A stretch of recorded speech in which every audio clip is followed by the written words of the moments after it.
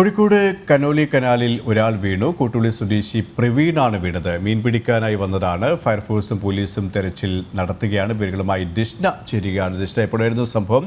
തെരച്ചിൽ ഏത് രീതിയിലാണ് പുരോഗമിക്കുന്നത്? കെ പി അല്പം മുൻപാണ് ഏകദേശം 7:30 കൂടിയാണ് കനോലി കനാലിൽ ഇത്തരത്തിൽ ഒരാൾ വീണതായി വിവരം ലഭിച്ചത്.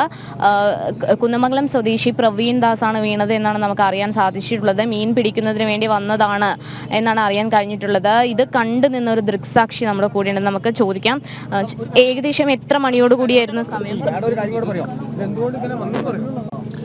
7-7:15 ഉള്ളിലാണ് സംഭവം നടക്കുന്നത്. ഏകദേശം ഞങ്ങളിവിടെ ഏകദേശം പിടിക്കാൻ ഇറങ്ങിയിട്ട് അപ്പുറത്തെ ഭാഗത്തായിരുന്നു.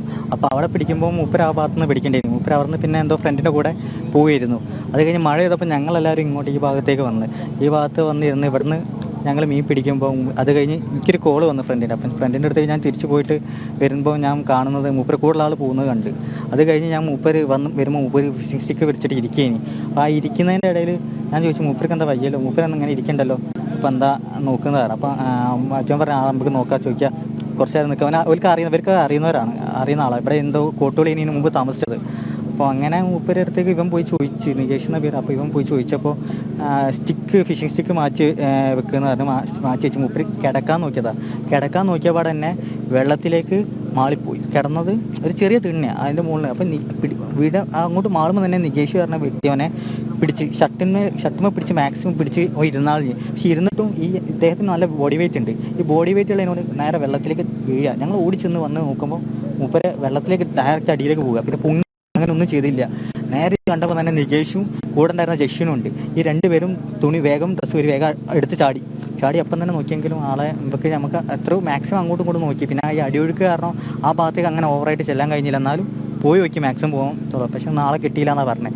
അവിടെയും ഇവിടെയൊക്കെ പോയി നോക്കിയല്ലോ അങ്ങോട്ടും ഇങ്ങോട്ടും. പിന്നെ അത് കഴിഞ്ഞ് ഞങ്ങളപ്പം തന്നെ ആ സ്പോട്ടിൽ തന്നെ ഞങ്ങളും പോലീസുകാരെ വിളിച്ച് 100-ലേക്ക് വിളിച്ച്. അത് കഴിഞ്ഞ് 103 ഫയർ ഓഫീസേഴ്സിനെ വിളിച്ച് പോലീസുകാർ വേഗം എത്തുകയും ചെയ്തിട്ടുണ്ട് പെട്ടെന്ന്.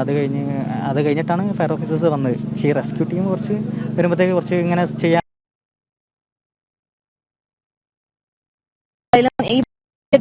തെരച്ചിൽ നടന്നുകൊണ്ടിരിക്കുകയാണ്. റെസ്ക്യൂ ടീമിന്റെയും പോലീസിന്റെയും ഒക്കെ നേതൃത്വത്തിൽ തെരച്ചിൽ നടക്കുന്നവരൊക്കെ തന്നെയുണ്ട്. നമുക്ക് ദൃശ്യങ്ങളിൽ നിന്ന് തന്നെ വ്യക്തമാണ്.